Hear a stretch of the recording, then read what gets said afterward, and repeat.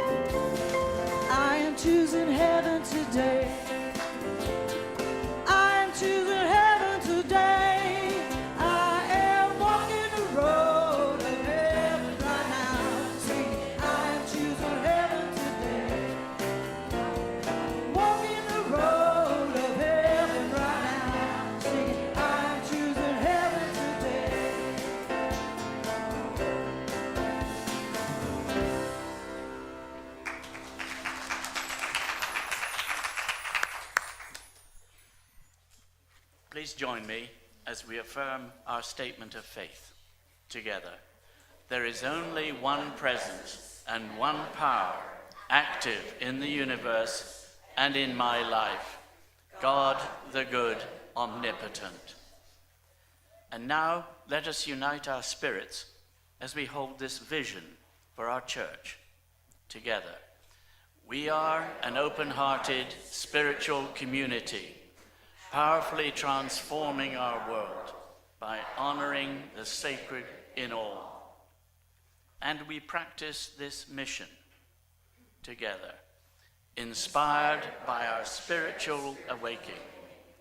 We offer practical teachings that empower healthy, abundant, and meaningful living. Today's daily word reading is forgive. The affirmation is, I begin my journey of forgiveness. Unforgiveness is a heavy bag of rocks I carry on my shoulders. When I drop the bag and begin to set the rocks aside, one by one, I embark upon a healing journey. God is with and within me on this journey as my constant support and strength. When forgiveness feels difficult, I need only return my attention to Spirit's constant loving and accepting presence within me, re-establishing my conscious connection brings warm and welcoming acceptance. It is an important step in the unburdening process of forgiveness. I forgive others as well as myself. Knowing each act of forgiveness increases my freedom to live a happy and fulfilling life.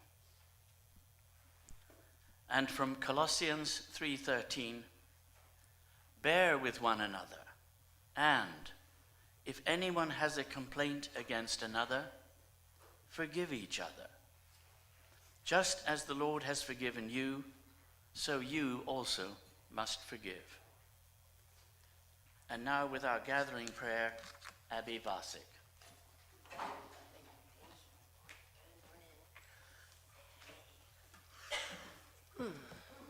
Good morning, everyone.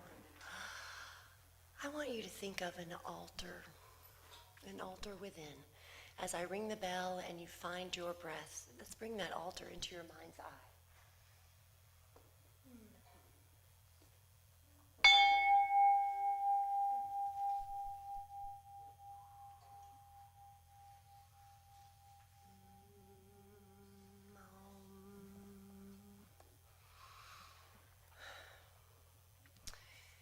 There is an altar deep within all of us, with an ocean of compassion within it. This altar, as above, so below, if I place my attention here upon it, it is also imbued with Christ consciousness. This altar that is in my mind has cosmic power. And I can go to this altar and lay upon it the burdens of my heart, the things that I misunderstand and judge, the things that bind my heart into rigidness. I can place these upon this altar and go free. I place it upon the altar of the all-knowing and allow it to find its place in perfect order, even though I may not understand it from this small fractalized point of view. But no doubt about it, I am a fractal of the whole. And that wholeness that contains the peace can also be mine. So for just a moment, take a deep breath and place that which is holding you today, the weight that may be in your heart, set it onto the altar of the Christ within and go free. I am free. I am unbound, and I am ready to receive that which is mine to receive this morning. We pray, Om Mani Padme Hum. May I have right sight for right understanding, for right action. Amen.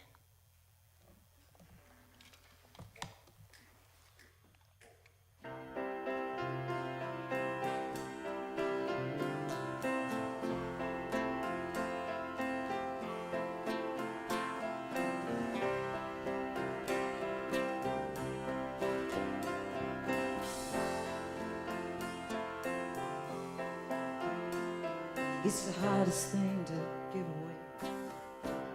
It's on your mind today, and it always goes to those who don't deserve. It's the opposite of how you feel, and the pain they cause is just too real. Can hardly find to say the word forgiveness. Forgiveness.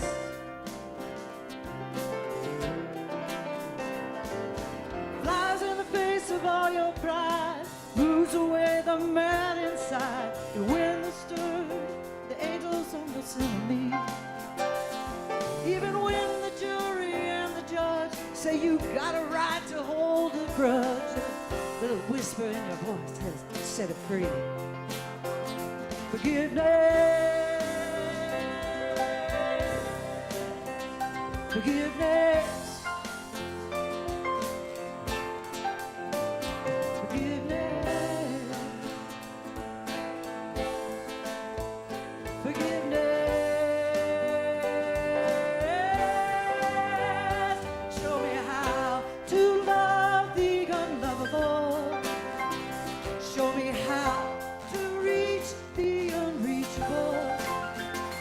Show me now how to do the impossible. Forgiveness.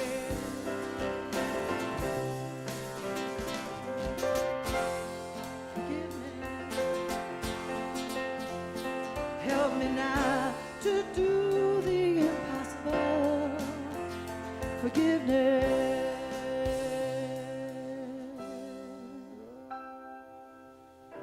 Little bitterness away, even set a prisoner free.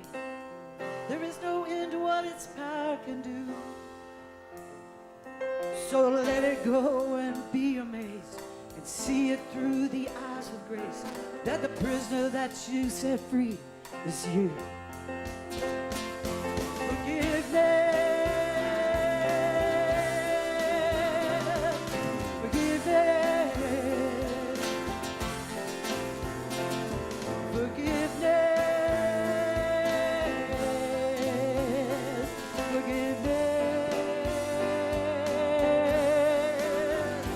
Show me how to love the unlovable.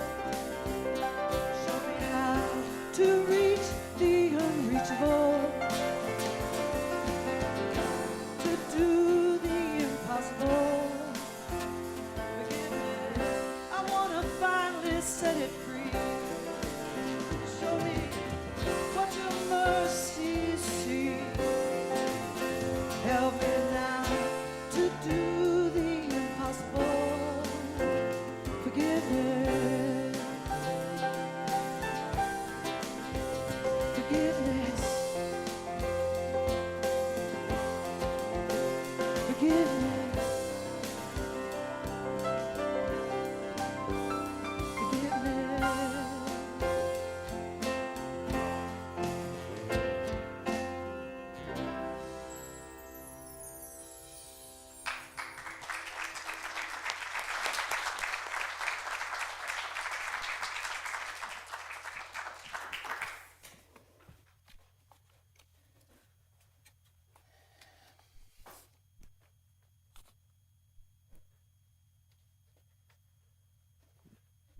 Hi, y'all. It's good to be back. I don't know about you, but this morning was a little weird because it was 72 hours ago I was in Colorado and the barometric pressure was changing from having like nice days in the 80s to snow the day after I left. And then,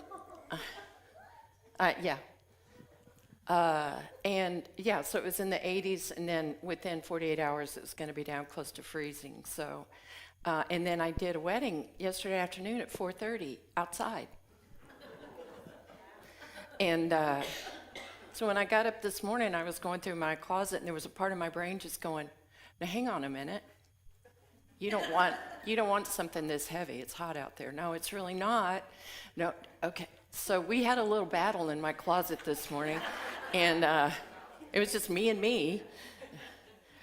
That's kind of what all our battles are, though, aren't they? It's me versus me, really. And so I am going to talk about forgiveness today. Thank you to Mary Grace Sorensen, who was here last week, gave you very enthusiastic and joyful talk about prosperity and abundance. And I'll get to it today, how forgiveness and abundance, prosperity go hand in hand. But I just want to remind you, if you haven't heard this before, that old saying about holding a grudge or holding anger or not forgiving someone else is like poisoning yourself and expecting it to kill the other person, which is hardly ever effective. Haven't seen it work.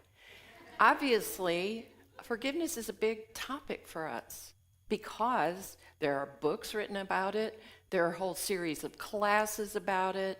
It's what we do in our therapy work. It's what we do in our 12-step work. It's what we do in our spiritual and human realms. It's the process of forgiveness. So I'm going to talk a lot about the spiritual part of it and some about the human part of it. But I love the fact that forgiveness is something that we're having to really learn. We're always having to learn it because we've got this very human element of ourselves with our feet planted firmly on the ground, sometimes to our own detriment. We've got our feet planted on the ground, still stuck in an old way of thinking that's about an eye for an eye. It's about something bad happening and someone being punished for the bad that they did. We're stuck in that thing in which not even looking at the Judeo-Christian heritage of all this, of curses being put upon people,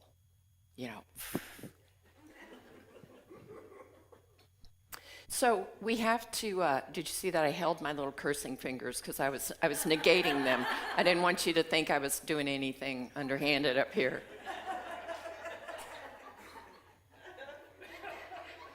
So we have to go through this process of retraining ourselves about forgiveness, because in this human realm, we want justice, we want vindication, we want revenge, we want an apology. We want an apology.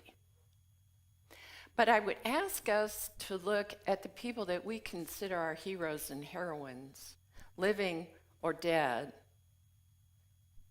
I don't know that there's anyone that we consider heroic that we honor because they were so good at holding a grudge. I mean, can you think of anybody? By God, they died with that grudge. Good for them. No. So it must be important to us. And we know the grace of being forgiven by others, and being forgiven by ourselves, and being forgiven by Spirit, which is kind of not an accurate phrase. We don't have to be forgiven by God because God sees our perfection. We don't have anything out there punishing us but ourselves. Do you understand? If you're holding on to a little bit inside you that might be going, yeah, but except for. Oh, and yeah, karma. You know, that one. Who's doing all that? We are. We're the ones that are doing that. We punish ourselves for our own actions, don't we? And we see others being much more forgiving of us than we are about ourselves. So if we look at it in the pure, absolute spiritual sense, there is never anything in us to be forgiven. So if you've got New Testament conditioning that says that somebody died for you to be forgiven, so that from here on out, any bad thing you do, it's already taken care of, just going to kind of reframe that a little bit. If there's nothing to be forgiven, no forgiveness is necessary in the realm of the Spirit. Do you understand that? Can you embrace it? I'm not getting a wholehearted affirmative response on that. There is nothing that you have to do to beg God to overlook something you wish you hadn't done. It's already done. Because either Spirit is perfection or it has flaws in it. Which God do you want? I'd rather have the God of perfection that understands my human nature and sees me as who I truly am. And that's a huge thing for us to be able to incorporate into our lives, because we start eliminating the factor of guilt. We do get better at course correction. We do get better at that. I promise. We do get better at saying, oh man, I did that again. I vow to do better. I vow to myself. I also vow to myself to be compassionate and understanding and patient when I don't live up to that standard, when I miss that mark, when I sin. So, as far as karma goes, if you did something and you think karma's going to come back around and get you, it probably will, because you're thinking it's going to, so it probably will. So the key word there is thinking. So, and, even more than, well, we do it to ourselves a lot, but we also expect it before others.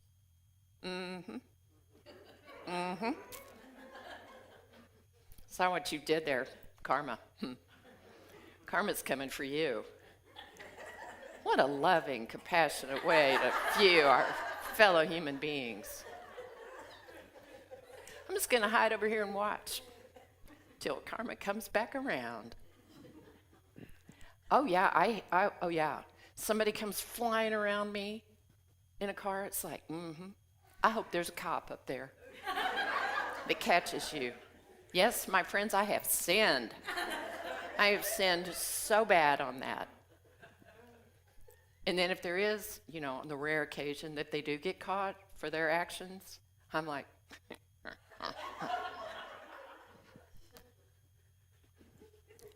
But you see, the thing is, if we're going to be that, then we also have to be the one that says, oh man, there will be consequences to what I'm doing right now. Am I ready to accept the consequences, just like I'm ready for consequences to be visited upon others? You see? At some point, we have to laugh about our human nature to bring the light touch to us. Now, this is not to say that we're not responsible for making amends, because we are. We are responsible for making things right with other human beings, and everything for which we have not forgiven ourselves, which we are in the process of forgiving in ourselves. Everything that's in there, as long as we hold on to it and don't do something about it, it is using up our valuable energy. That is an undelivered communication that needs to be delivered. Either saying, I'm sorry, I was wrong, and I will live better. I will treat you better. And then do it. Or living amends, in which you change your behavior, and all is done. You know how good it feels when somebody forgives you, when you have offered your apology, or even if you haven't, and they've already extended the grace of forgiveness in themselves, they've come to peace, and you receive the blessing of that. Wouldn't you love to give that gift to others? That does not mean that you go up to somebody who may not know that they harmed you and go, hey, what you did back there, I forgive you. Now, that's forgiveness as a weapon, and we're not going to weaponize forgiveness. You can do a lot of forgiving of yourself and others right in here. Speak when you need to. Live as you shall. Do you know who holds grudges besides humans? Crows. I looked at several sources to make sure I wasn't getting, led astray on this thing. Crows hold grudges. Not only do they hold grudges, they tell the rest of the murder of crows that they live in. That's a group of crows, it's a murder. So they tell the rest of the murder what happened. So they hold grudges, they gossip, and they take revenge. Do not mess with a crow, because they will find you.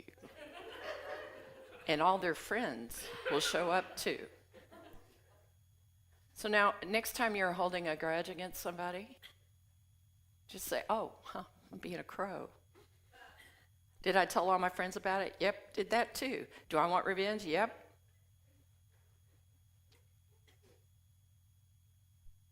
I think we can do better than that, don't you? So remember now, I'm talking in the realm of spiritual forgiveness.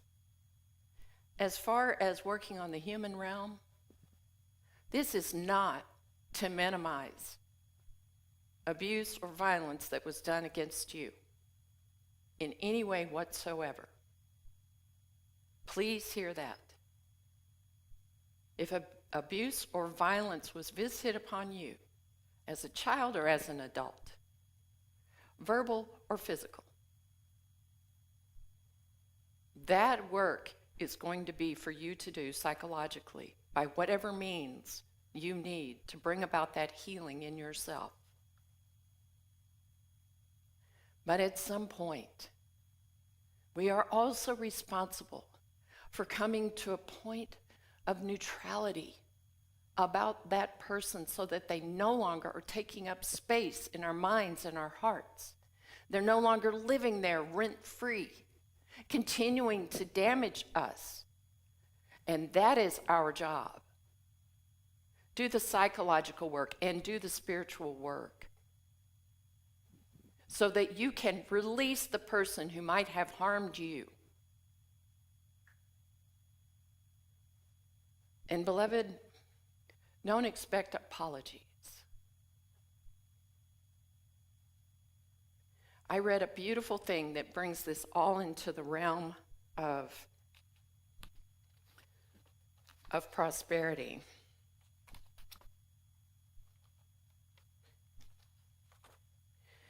Grudges are for those who insist they are owed something.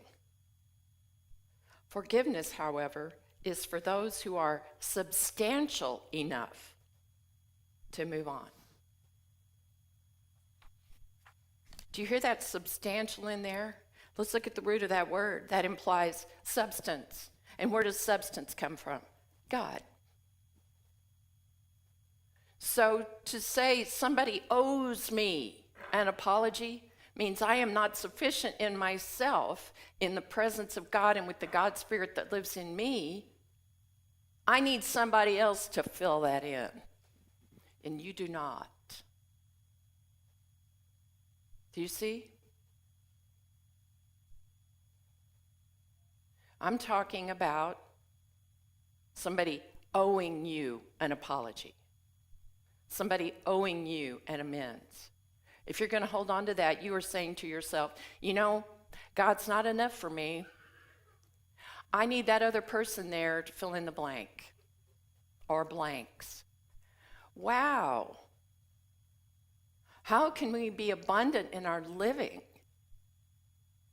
if we're walking around with perceived holes in ourselves because of what somebody did or didn't do? I don't think we want to live that way, do you? I had never thought of it in that way before. God and I are not enough. Your apology would make me complete, though. No. Would it be gratifying? Yeah. For about that long. Because it still has to happen in here. And sometimes that apology helps us to move toward forgiveness faster. But we still have to do the work ourselves, my friends. The work of forgiveness. We still have to do that. I love what Alan Cohen said about it. Remember great Alan Cohen, such a good writer. He said, you have the power to take away someone's happiness by refusing to forgive. That someone is you. You have the power to take away someone's happiness by refusing to forgive. That someone is you. And we expect forgiveness to come to us like we're waiting on it. We're waiting on something to shift inside. We're waiting for a key to turn in the lock. This is, oh yeah, now I can forgive. I feel it, therefore I can do it. We have to choose it, my friends. We have to choose forgiveness. You know, when I marry couples, I remind them that the vows that they take on their wedding day have to be renewed every day. Because it's not a one and done deal. You have to choose every day that you want to be married to that person. Sometimes you don't even want to. You're willing to be married to that person. You're willing to be married to that person. So you renew that vow every day. You choose it. You know that old joke about, I told you I loved you on the day we got married. Why do I need to keep saying it? Because love is a choice. Love isn't just a feeling. Forgiveness is a choice. Forgiveness is not just a feeling. We're commanded to do it. We're commanded to do it. Forgive one another, like I've already forgiven you. Forgive one another. It said so in the Daily Word today, too. Forgive one another. And that 70 times 7 thing that's in Scripture, that is not because the other person needs it 70 times 7 times. But you might. You might need it 490 times. You might need to say, oh yes, I am in the process of forgiving. I choose forgiveness today. And eventually the sting of the slight begins to wear off. And that's when we come to that position of neutrality. We're not necessarily forgetting, but you know the difference between remembering a thing and it just kind of floats by you, and remembering a thing, grabbing it out of the flow of thoughts, bringing it down here, clenching onto it, cradling it, throwing fire at it, making it grow, clutching it to yourself, usually right here in your solar plexus is where you clutch it to yourself. That's good for your body. We clutch it to ourselves, we nurture it, we grow it like a stinky little plant. That's the one. That's the one. And we're working on the forgiveness element so that when that thought comes, we go, oh yeah, I remember that. And it goes right on by. I don't know if that's how your thought stream appears, but that's how mine appears. It's just this little, like the stock market ticker, you know? Oh yeah, they did that to you. Yep, that's right. Oh wait, hold on, back up. Yeah, I'm going to dwell on this one for a while. I'm going to dwell on this nasty little thought because it makes me feel good. It gives me some energy. It gets me all righteous. We like that, folks. We are human beings that have this little primitive thing in us that wants to, duke it out with ourselves. You see how we are? We're so precious. We're so strong and fragile. We're so mindless and conscious. We're compassionate, we're hateful. We have all of those things. And eventually we come to a point of neutrality about ourselves as well. I am observing myself right now in my self-pity. Okay, what is that trying to tell me? Is it trying to tell me, take a break, take care of yourself for a minute, acknowledge this hurt, fatigue, whatever, anxiety? And so we can do that, or we can get down there in the self-pity and then make everybody sick of us that are around us, right? Just like, oh God, they're whining again. Helps no one, especially doesn't help you. The self-pity thing may also be an indication to you that a part of you is not yet grown up. And that's where the psychological part happens. The part of you that's feeling overburdened, anxious, tired, is that your adult self? Or is that your child self going, this job's too big for me? I can't do this. I'm little. And there are plenty of good therapists out there who help you introduce you and say, hey, I'd like you to meet this little child that lives in you, shake hands, and go take care of this little child from now on. You see? We're all constantly being revealed to ourselves. And a lot of times that righteousness or that anger is a good thing to get us to take action where we need to take action. It is our impetus toward doing something positive about the experience. And you see, when you're moving in that direction, do you hear the difference between doing that and storming off and breaking things? You see, there's a difference in that. My husband was given 2 medications at the same time that he should not have been given. Could have had a fatal effect on him. And the doctor that missed it was like, oh, well, mistakes happen. It's like, yeah, no. So I had this big flare up, and I had to tell the story a couple of times. I went, no, okay, all right, done with the story. Now it's time to take an action, which is probably going to end up with a report to the TMA, because this had some deleterious effects on Bill's health. But that's an action I can take. I no longer have to murder that doctor in my mind anymore. You know?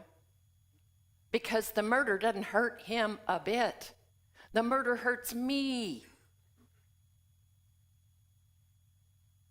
It's stabbing myself. Ouch. And that's the way unforgiveness and anger work in us. We can just keep harming ourselves, or we can work toward forgiveness. Even that one thing that you might be thinking about right now, we're going, I'm not ready to forgive that. Just note to yourself, that thing you say, I'm not ready to forgive that yet, just know that it's riding around like that bag of rocks. You're just dragging a bag of rocks around with you, which is fine. Go ahead and do that. Just know that when you get tired and frustrated, it could be because there's a bag of rocks you're dragging around with you.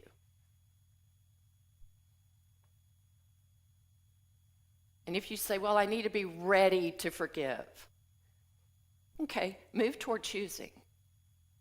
Move toward choosing forgiveness. And if you're having difficulty with it, talk with a trusted friend, talk with your pastor, talk with a therapist, and say, oh, having trouble letting this one go. And if it were me you were talking to, I would say, what is it costing you to hold on to it? What is the benefit you're gaining by holding on to it? What are you getting out of it to hold on to it? That little punch of adrenaline every time you think about it, that wears out your adrenal glands, you know? And we need those to go about the work of our good, productive, spirit-filled lives. That's what we need our adrenaline for, is the things that we're passionate and excited about. Not forgetting, mad. I was going to say the P word, but...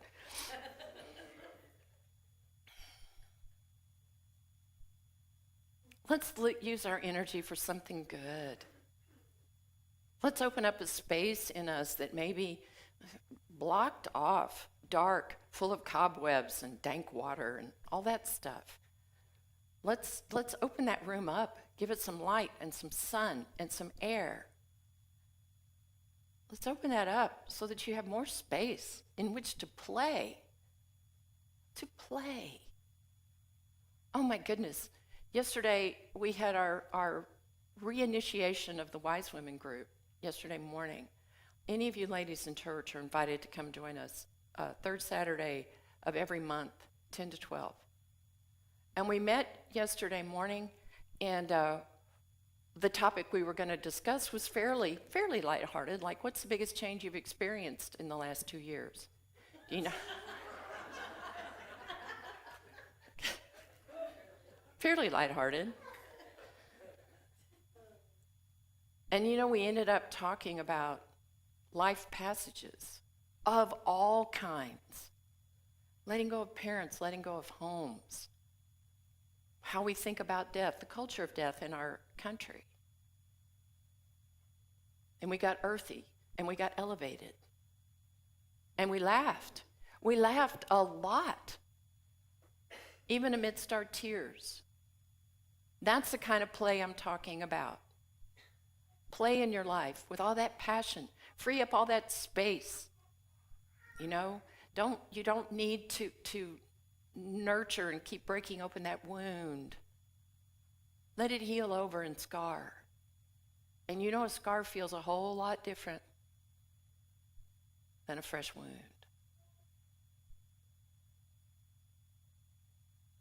So we have an opportunity to live more richly We have an opportunity to live more abundantly when we work on our forgiveness. It's essential. It's a choice. It's life-giving. And beloved, if the object of your unforgiveness is yourself, oh, beloved one, start seeing yourself with all your beautiful flaws, exactly as God sees you, perfect and brave and heroic, the hero of your own story. That's who you are. That's who you truly are.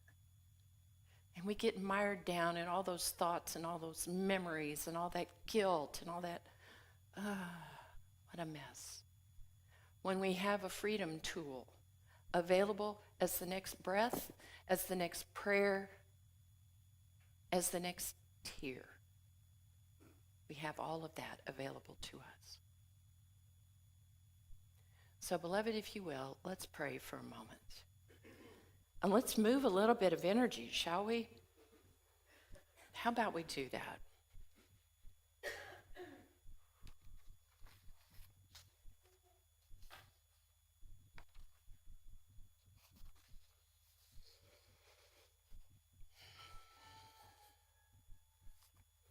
A writer named David Cunliffe said, when we embrace forgiveness, we instantaneously dissolve stagnant energies from our life. Pain and anger that has no benefit or purpose. And in doing so, we open that space in our heart for greater peace, love, and healing.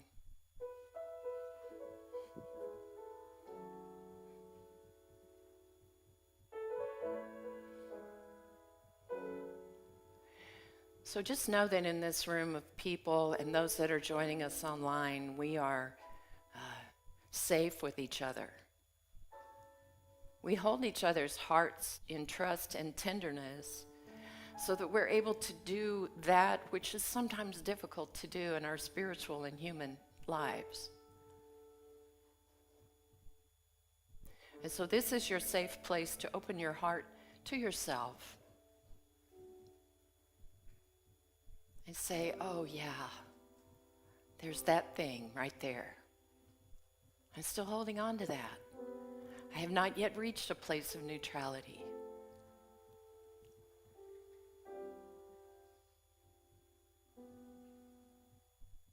And so if it's just one thing today, it can be about another person, about yourself, about an institution, about a system in our world.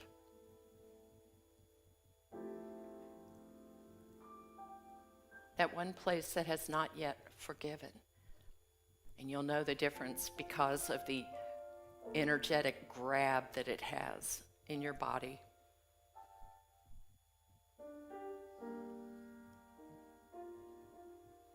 Just take that one thing and isolate it.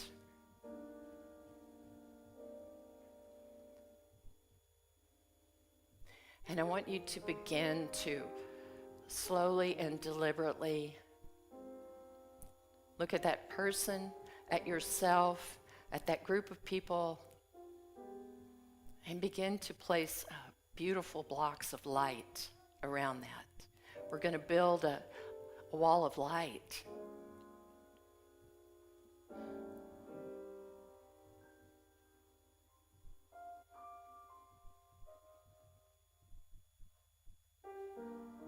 Just put light around it.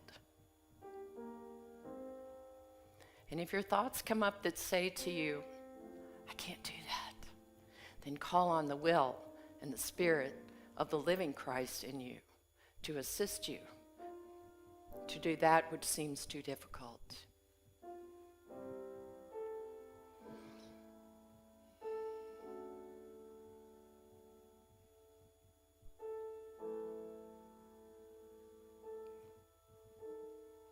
And in building that wall of light around this,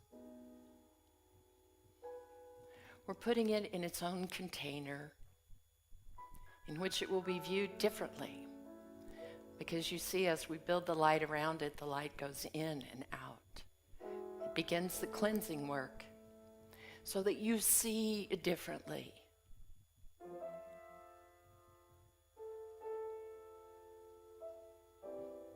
And remember, we are not changing another. We're making the choice to forgive.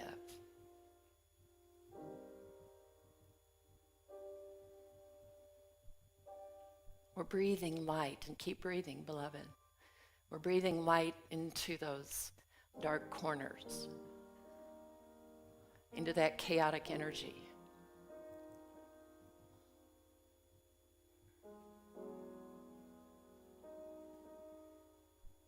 And we're bringing peace and healing and grace to all situations.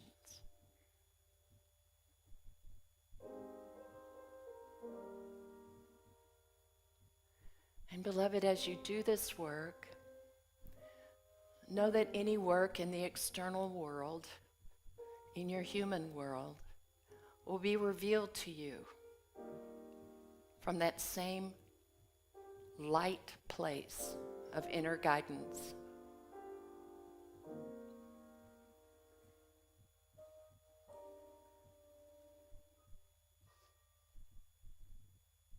Feel your energy rise.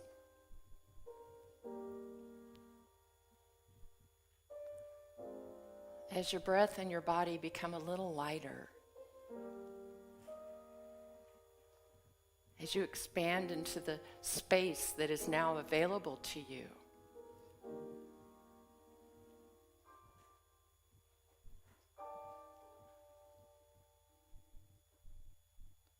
And if it comes back to you in future,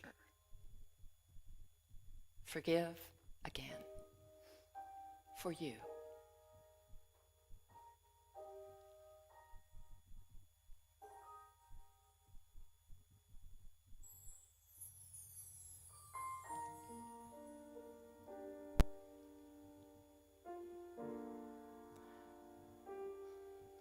And even as we sit here in this darker room,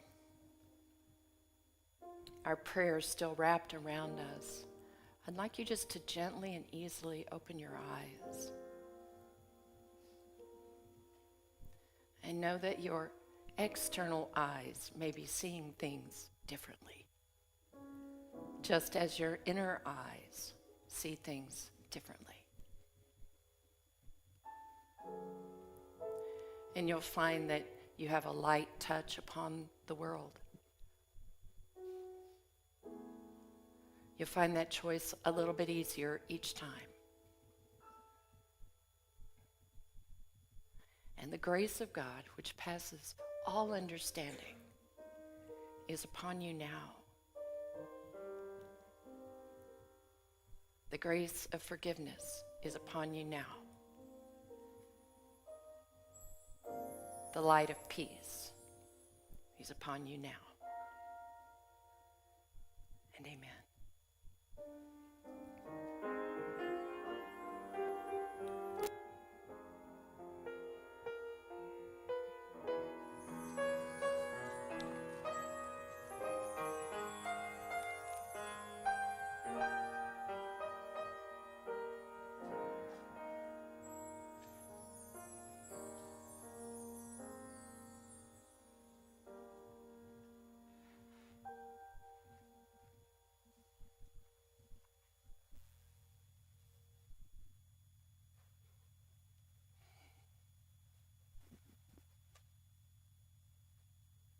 You all just moved some mountains in this room, I hope you know.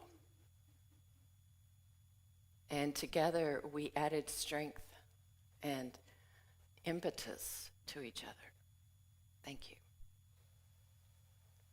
And now with our grateful hearts, our full hearts, let us practice our prosperity consciousness as we circulate our good. Unity of Wimberley is a tithing church that shares the gifts we receive as an affirmation of our oneness with the divine flow. We thank you for the gifts that you have sent. As we affirm the gifts you are sending now, We know that Spirit is working through us to supply all that is needed for our community and beyond. Let's take a moment to bring this truth into our hearts as we prepare our offerings and as our ushers come forward now. As a reminder, here are some ways that you can share your gifts with Unity of Wimberley. Text GIVE to the number on the screen. Click the donate button on our website. Mail a check to 455 White Wings Road, Wimberley, Texas 78676. Tap Give on our church app, and on Venmo you can search for Unity of Wimberley and find us there. And now let us offer this affirmation of abundance together. Divine love, as me, blesses and multiplies all that I am, all that I have, all that I give, and all that I receive.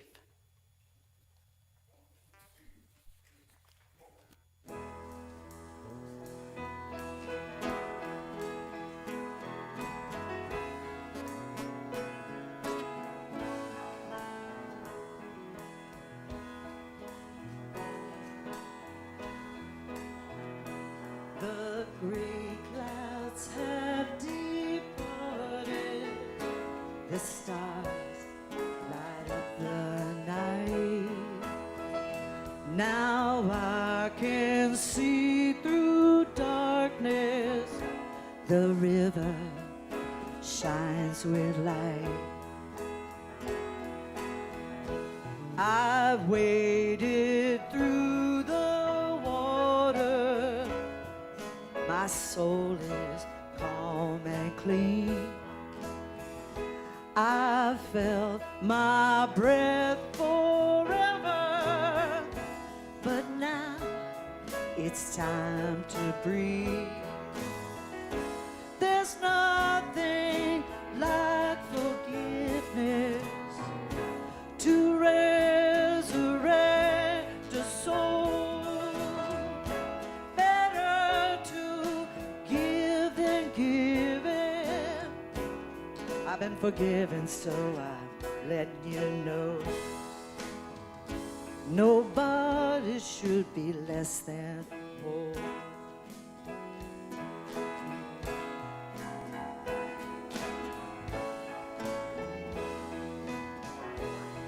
I broke the broken people, their hearts forget to be. Grown numb now, no one's forgiven. Go on, forgive yourself now. Go on, forgive yourself. There's nothing like forgiveness to resurrect a soul. Better to give than given. I've been forgiven, so I'm letting you know. Nobody should be less than whole.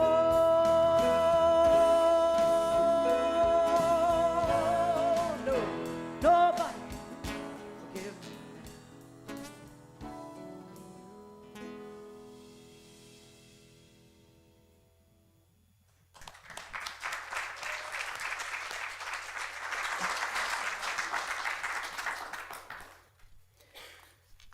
And now with our grateful hearts, let us bless these gifts. Together, we bless these gifts and the givers with our love and gratitude.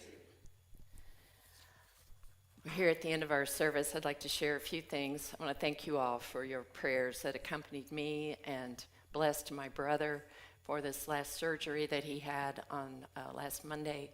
He is doing better, and we are working on ways that he can kind of rearrange his life a little bit to live with some of the health issues that he's been facing. So I really appreciate you. I felt you with me. Thank you. Join us next Sunday, May 29th, as we welcome home Rev. Maggie Alderman as she shares her talk, Standing on Sacred Ground. Now, I'll add a caveat to this. I just saw a posting yesterday on Facebook that Maggie, after all this time of avoiding it, has got COVID.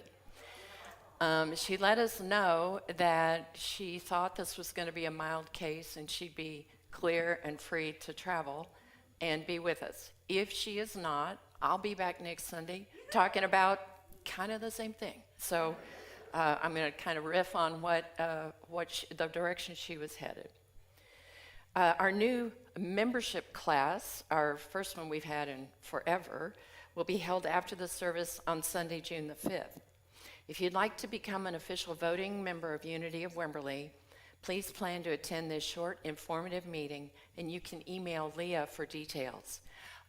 We also have an application packet that's got all the information. It's got a link to a video that we encourage you to watch that just tells you a little bit more about Unity and New Thought.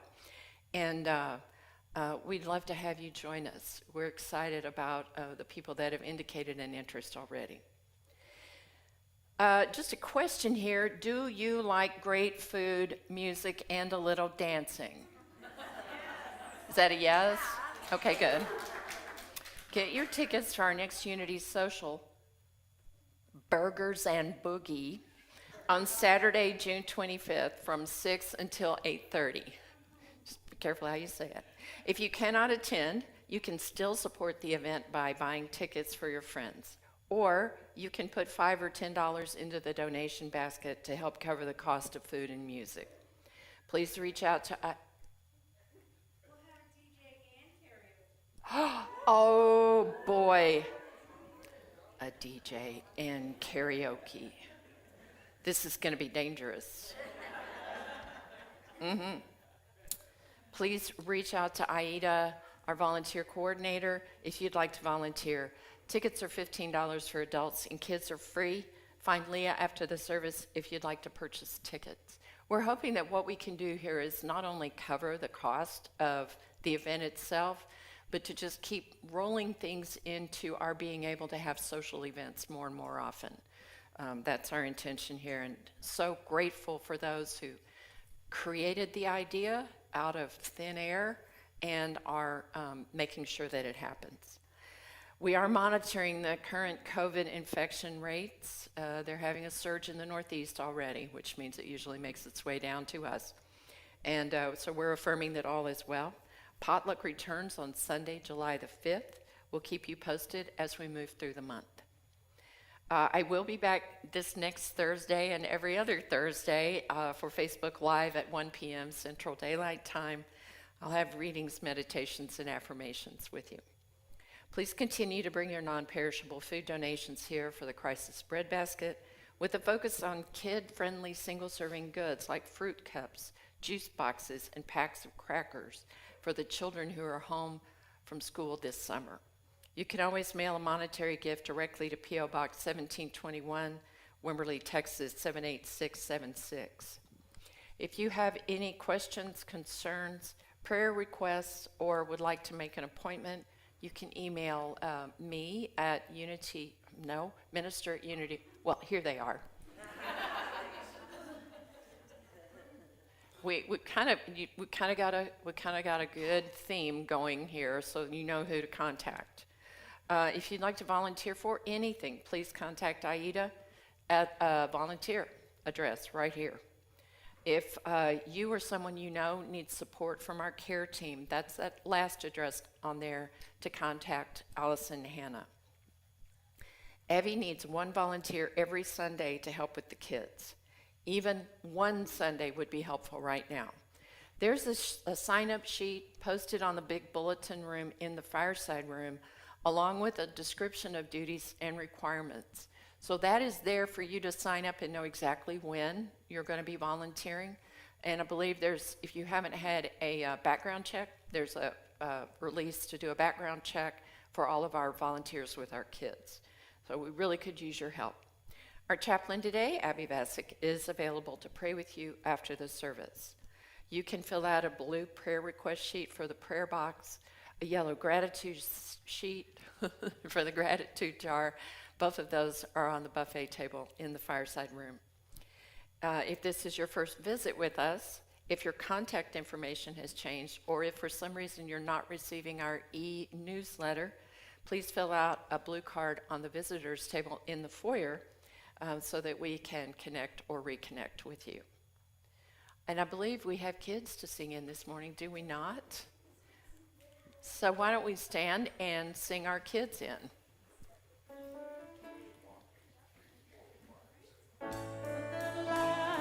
You are a light, you are the light of this world. You are a light.